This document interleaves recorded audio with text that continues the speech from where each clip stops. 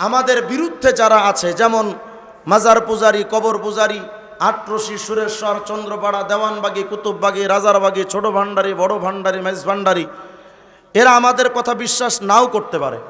সুতরাং সমাধানটা যদি আমি নিজের থেকে দেই, একান্তই সেটা আমার ঘরানার হতে পারে, সর্বব্যাপী এটা গ্রহণযোগ্যতা লাভ নাও করতে পারে। কিন্তু সমাধানটা যদি কোরআন এবং হাদিস থেকে দেওয়া হয়, তাহলে তো মানতে অসুবিধা নেই। সবাই মানবেন তো ইনশাআল্লাহ?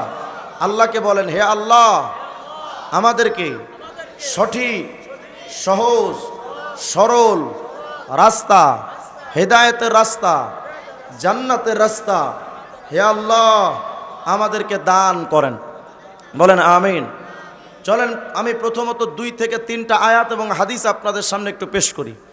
কোরআনে কারীমের মধ্যে আল্লাহ তাআলা বলেন, হাবিব আপনার উম্মাহকে জানিয়ে দেন, কুল আতিউল্লাহ ওয়া আতিউর রাসূল ওয়া উলিল আমরি মিনকুম।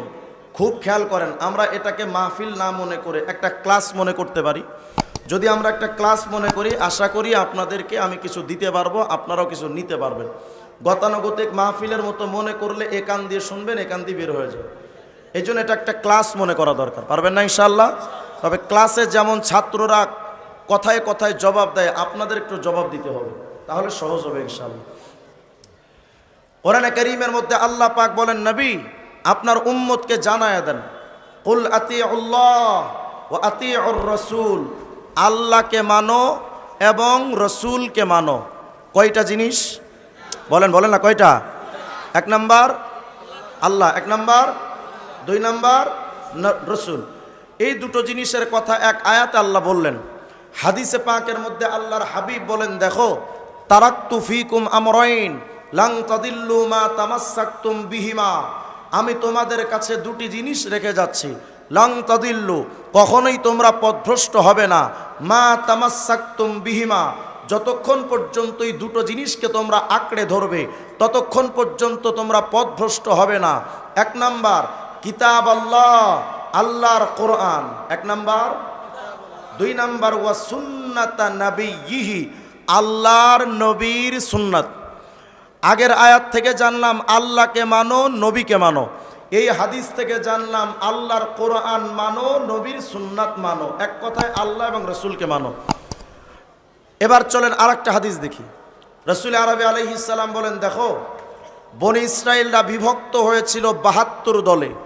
ওয়া তাফতারিকু উম্মতি আলা 73 ফিরকা ওয়া ফি riwayatin মিল্লা। নবী বলেন আমার উম্মতের দল হবে 73টা।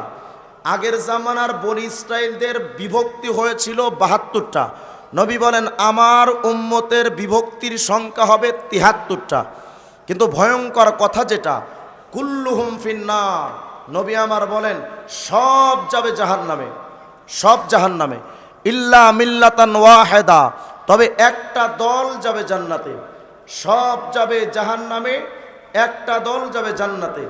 সাহাবায়ে কেরাম বললেন, ইয়া রাসূলুল্লাহ ওই দলটা কারা যারা জান্নাতে যাবে? আল্লাহর হাবিব বলেন, মা আনা আলাইহি ওয়া আসহাবি, আমি এবং আমার সাহাবা। বলেন তো, বলেন বলেন বলেন। আমি এবং আমার সাহাবা যেই মত, যেই মতবাদ, যেই আকীদা, যেই বিশ্বাস, যেই ঈমান, যেই আমল নিয়ে বেঁচে আছি, এটাকেই যারা ফলো করে মানবে তারাই জান্নাতি। যারা এখান থেকে বিচ্যুত হয়ে যাবে তারাই জাহান্নামী। তাহলে এই হাদিস থেকে অতিরিক্ত নবীজির সাথে সাহাবায়ে কেরামকেও মানার কথা পেলাম। তাহলে প্রথম হাদিস থেকে পেলাম আল্লাহ রসুল, প্রথম আয়াত থেকে পেলাম আল্লাহ রসুলকে মানা, দ্বিতীয় হাদিস থেকে পেলাম আল্লাহর কোরআন, নবীর সুন্নাত মানা, এই হাদিস থেকে পেলাম নবী এবং সাহাবীদের মানা। সর্বমোট পেলাম 3টি বিষয়, আল্লাহ, রসুল, সাহাবা। কয়টা বলে না? কয়টা? 1 নাম্বার, 2 নাম্বার, 3 নাম্বার কোরআন, সুন্নাহ, সাহাবা। এক কথায় কোরআন, সুন্নাহ, সাহাবা, এই 3টা জিনিস এক আয়াতে আছে। আল্লাহ বলেন, কুল আতিউল্লাহ ওয়া আতিউর রাসূল ওয়া উলিল আমরি মিনকুম, হে রাসূল বলেন আল্লাহকেও মানো, নবীকেও মানো, উলুল আমরকে মানো। মা মানা উলিল আমর আউয়াল মিস্তাক আস সাহাবা। তার মানে এই আয়াতে বলছে আল্লাহকে মানো, নবীকে মানো, সাহাবায়ে কেরামকেও মানো। প্রশ্নের সমাধান ক্লিয়ার। যারা বলতে চান কোন হুজুরকে মানবো, কোন হুজুরকে মানবো না, কোন পীরকে মানবো, কোন পীরকে মানবো না, সমাধান ক্লিয়ার। আল্লাহকে মানা লাগবে, রসুলকে মানা লাগবে, সাহাবায়ে কেরামকে মানা লাগবে। এই তিনটি বিষয় যেই হুজুরের কাছে পাবো আমি ওই হুজুরকে মানবো। এই তিনটি বিষয় যে আলেমের কাছে পাবো আমি সে আলেমকে মানবো। এই তিনটি বিষয় যেই পীরের কাছে পাবো আমি সেই পীরকে মানবো। এই তিনটা বিষয় থেকে যদি কোনো পীর আলাদা হয়ে যায় আমি সেই পীরকে মানতে পারি না।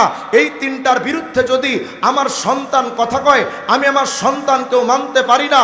কোরআন সুন্নাহ সাহাবার বিরুদ্ধে যদি আমার কোনো নেতা কথা কয় আমি আমার নেতাকেও মানি না। এই তিনটার বিরুদ্ধে যদি আমার বাপ মা চলতে বলে আমি আমার বাপ মাকেও চিনি না। এই তিনটার বিরুদ্ধে যদি আমার বাংলাদেশের সংবিধান প্রণয়ন হয় আমি আমার সংবিধানকেও মানি না। কোরআন সুন্নাহ সাহাবার বিরুদ্ধে যদি আমার রাষ্ট্রপতি চলতে বলে, প্রধানমন্ত্রী চলতে বলে, মুসলমানের আওয়াজ তোলা দরকার, প্রয়োজনে জীবন দেব, রক্ত দেব, শহীদ হব। কোরআন সুন্নাহ সাহাবার বিরুদ্ধে রাষ্ট্রপতি প্রধানমন্ত্রীকে মানি না আমরা।